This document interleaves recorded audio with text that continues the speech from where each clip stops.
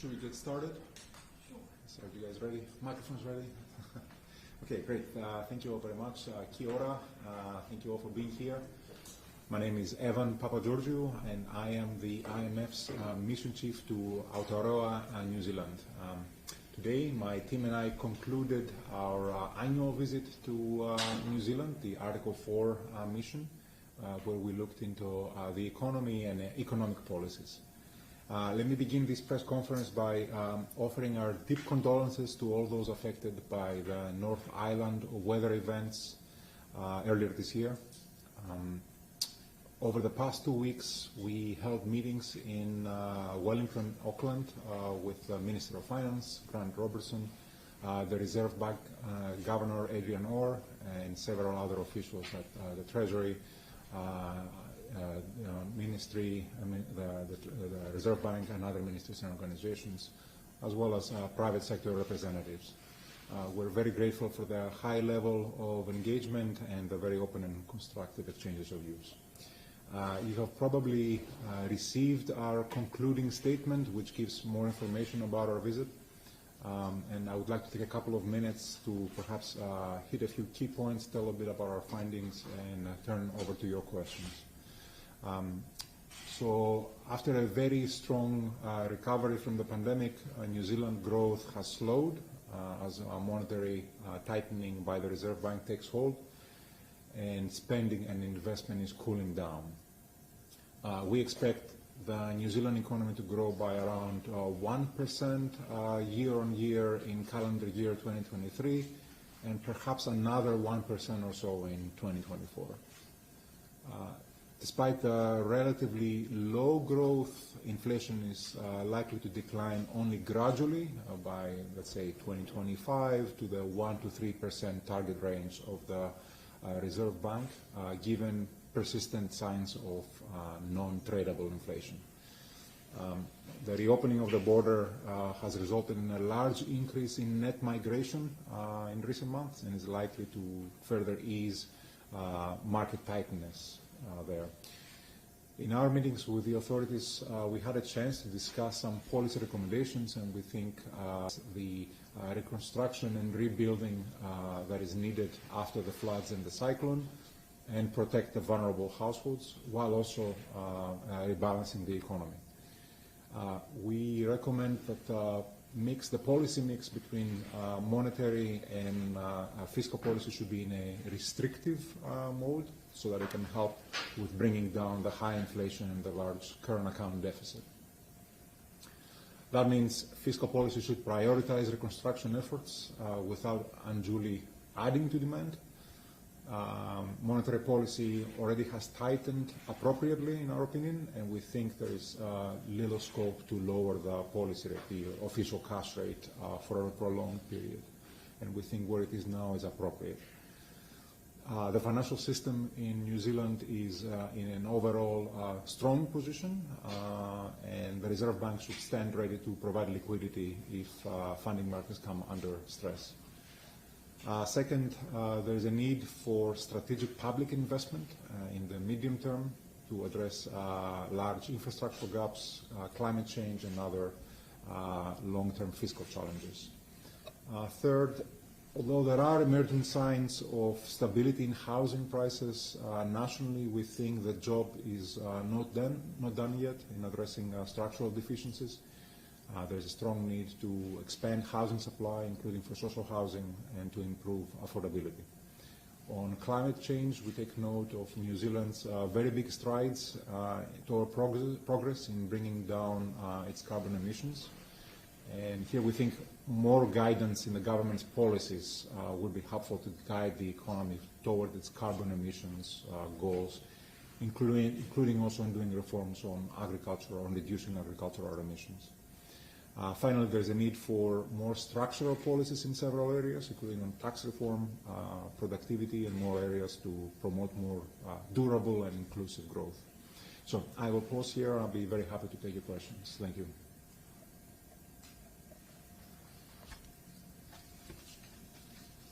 In terms of, sorry, Yeah. the point about tax reforms being made a number of times in previous reports, what happens in terms of the consultation chair of the government? I mean, we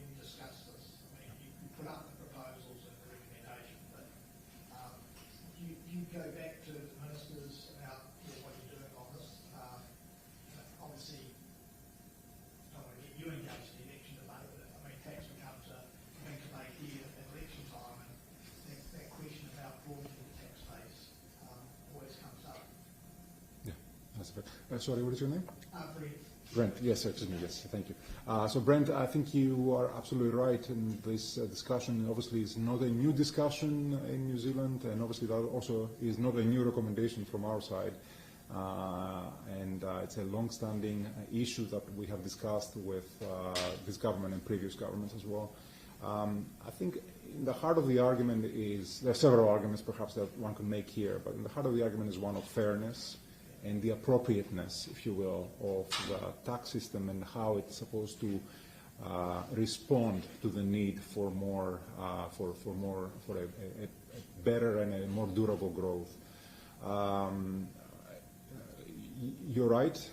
The issues of capital gains tax or land taxes obviously have been debated in the past and haven't progressed. In our opinion, we feel that in isolation, each tax measure, has its own benefits and drawbacks.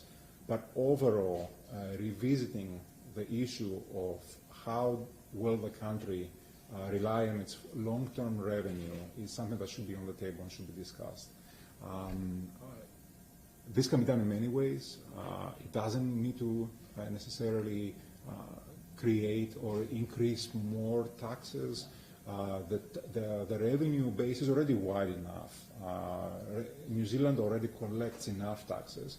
It's a question of whether the configuration of those taxes goes at the heart of what New Zealanders want to see in terms of how the government should serve them best.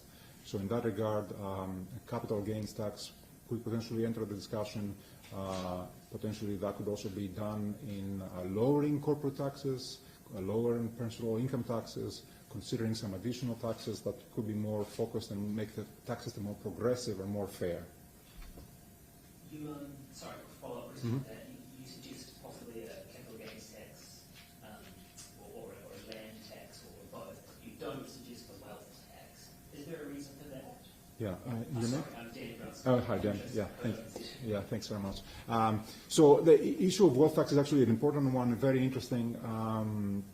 And I would say in the current, as we lay it out, and at least in the concluding statement, in the current configuration, we think there is quite a lot of other steps that one can take without necessarily addressing the wealth tax itself, taxes on assets, in other words. Of course, one could also make the argument that a land tax or a land value tax done in a way that is more progressive could have the same effect as a wealth tax if it's designed in an appropriate way. Wealth taxes tend to have slightly more difficult implementation, and getting to where New Zealand wants to be could offer one way, but there are many other ways to get there, not including wealth taxes.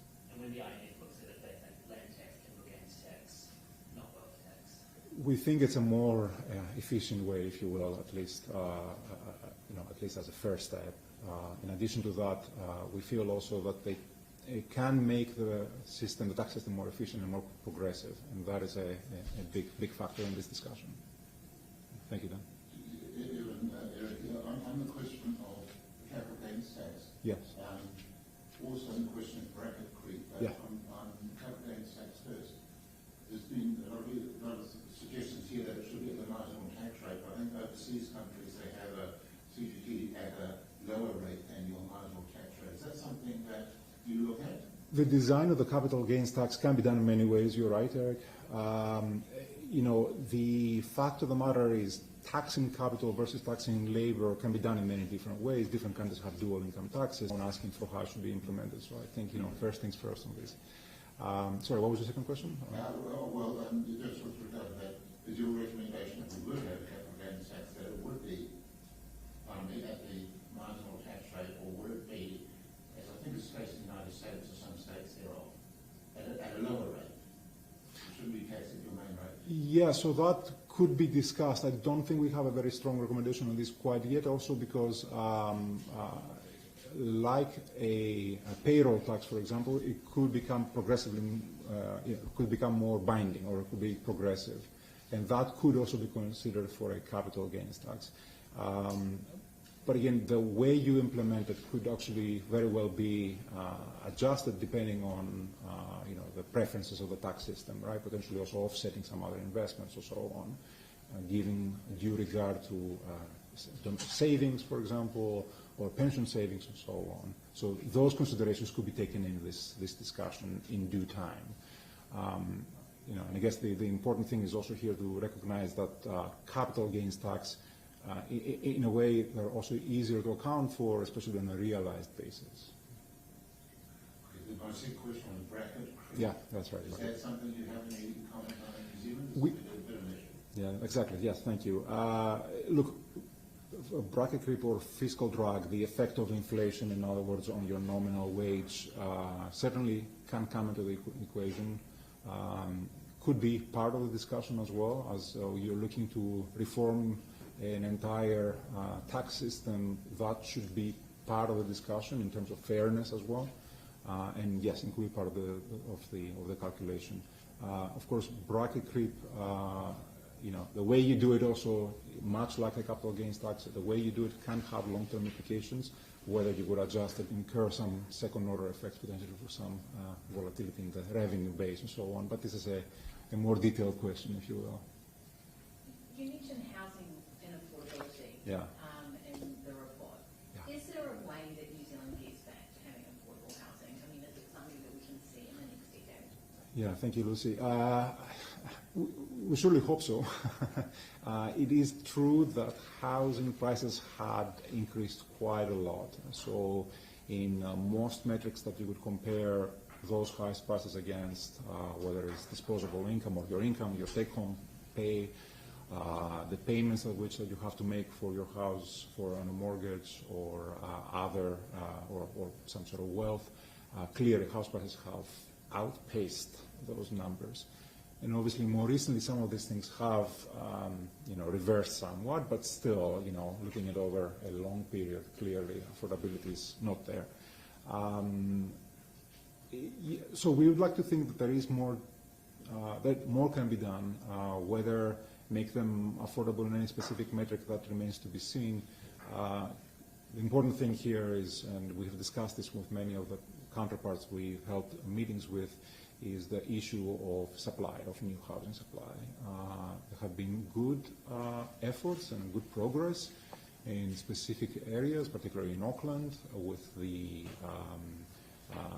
the unitary plan or the densification plan. We think it may offer a way forward, but obviously, that needs to be done in a broader scope and include and continue the set of reforms. I think I mentioned in my introductory remarks, the job is not yet done. I think there is more to be done for sure. You see quite a bit of focus on government spending, fiscal policy, sort of raise the risks that the government doesn't meet the forecast sort of fiscal policy over the forecast period that it will. Do you see that as the most serious risk to New Zealand's sort of economic recovery and getting inflation down? Look, in terms of ranking it, I would say that fiscal policy has a very strong role to play, Brent. At any point in the cycle, fiscal and monetary policy is more or less what determines or what contributes largely to the economic outlook. In the current circumstance of spending, we take note, obviously, of the large needs for addressing the North Island weather events, the reconstruction that is needed, and the repair that is needed. But even after you exclude that spending, there is still quite a lot of, as economists like to say, fiscal impulse. It still adds quite a lot to the economy. And so, of course, each measure independently has its merits, and you could see very well the reasoning behind each one. But then when you put it all together, it does still leave quite a lot of discretionary spending, as we highlighted. I think the recommendation we have is that, in this point in time, now that the budget has already been decided, this funding of the cost pressures and all this should be done in a way to recognize some cost savings where it's possible, so that you can limit that fiscal impulse that I just mentioned. The fuel excise duty, for example, that is meant to expire on June 30th, we would like to see that indeed expire and be rolled off. Potentially also there could be more means testing on certain measures. That could at least give the, remove that broadness of those measures and make it a bit more specific in where it means to work, help the vulnerable households and those who need it the most. Thank you. Are you all concerned about an economy slowdown here? Yeah, so the economy is slowing down already. We're getting the GDP number tomorrow. Already in the last quarter of 2022, growth was contracting. So if you want, a possibility of a technical recession, right, it cannot be excluded, But of course, it's also important to put it in perspective. The economy had grown very fast, very strongly post the pandemic. It was growing at more than 6%, 6.9% in 2021. It managed to grow 2.4% last year, even though in the last quarter the economy shrunk. And so the slowdown that you're seeing already is potentially, should be put in the context of this. Labor market is still quite strong, as you already know. Unemployment is still low and near record low levels. Labor participation is very strong. So from a just taking everything into perspective, economy is slowing down, but perhaps more so from a good perspective, if you will.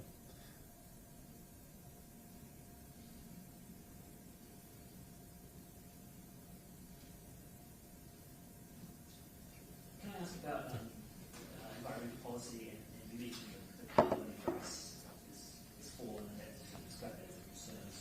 Can you talk a little bit about New Zealand's carbon pricing and environmental goals generally? Do you think we're doing a good job there, or is that scheme not meeting what you'd hope it would? Yeah, so I think I mentioned that in terms of the carbon emissions that New Zealand has achieved, we are very heartened by the fact that even though the economy is growing, the carbon emissions are going in the right direction, meaning down, right? When you look also at the trajectory potentially of and New Zealand's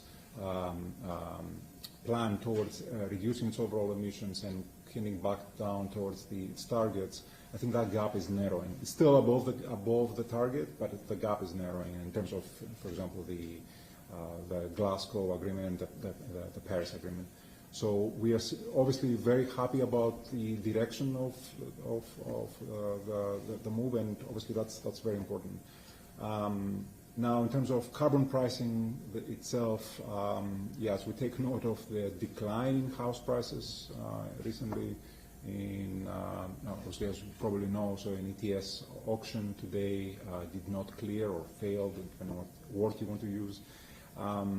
So we think, there's a lot of parameters that potentially one could, or some interpretations that one could give to that.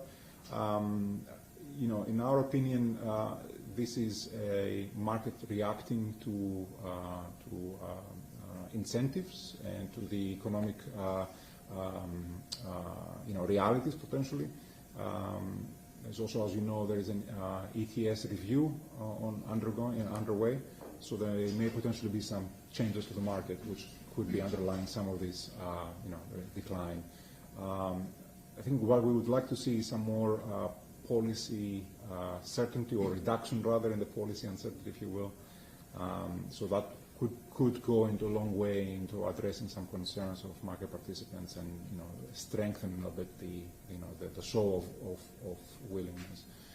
And along with that is also issues relating to the agricultural emissions as well. Yeah. I guess this might be too specific, but broadly overseas the carbon price is much higher than our carbon price. Yeah. Is that okay? Can our carbon, or do we need to get up to that sort of position where our price is too low, even though it's higher? That's right. So actually, that's a good question. The price is the price, and it settles in a way that goes through an auction process, and then there is a secondary market which we trade. Comparability issues, and comparability is not exactly one-to-one. because the definition of some of these issues may change from country to country. Of course, also you have to adjust for exchange rate movements and and expectations for some of these things, right? I think yes, the signaling of the ETS price or the carbon price does have some implications, if you will, showing communicating to all participants in the carbon market, both private and public, the direction, if you will, that's where the economy is heading. So ideally, yes, we would like to see higher carbon prices, not least also because it helps with creating more revenue for the government for the climate emergency response fund and creating more and giving more resources for more climate actions, climate policies, both adaptation and mitigation. And you're done.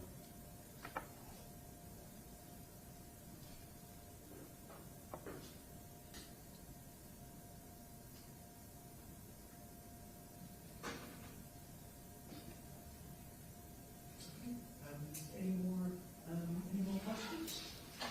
I do have one final one, if that's Yeah. most dominant time. The current account has shrunk slightly today, but has been a record high. How worried should we be about that? And are you pleased to see it here?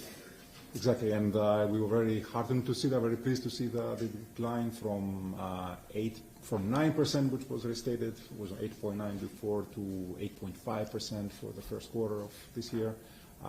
It's definitely a step in the right direction. It's still quite high. I think it's also important to put it into context with how we got here. As you probably know, Dan, during the pandemic, both sides of the equation went the wrong way, both the import side and the export side from the trade balance. A lot of disruptions potentially on the import due to supply chains in the pandemic, high commodity prices, and then at the same time, is a significant reduction in New Zealand's exports, primarily a lot of in tourism, education exports, or students arriving, if you will. So that held back quite a lot of this, of these developments. Whether we're concerned or not, we think that the current account deficit should be declining. The current account should become closer to a balanced position. We don't see any particular factors that would stand in the way of that adjustment. Already you are seeing potentially more international tourists arriving to this country. You are seeing a lot more education, more students, international students arriving, returning. Already, the outlook for agricultural exports are still improving and hasn't softened quite as much. So there is quite a lot of that we think will continue going in the right direction, as you mentioned also today. Question is perhaps where should it go? What level should it go? Should it go back to its long-term average, or should it, stay at a higher level? But that is, we're still looking into these things. Yeah. Thank you.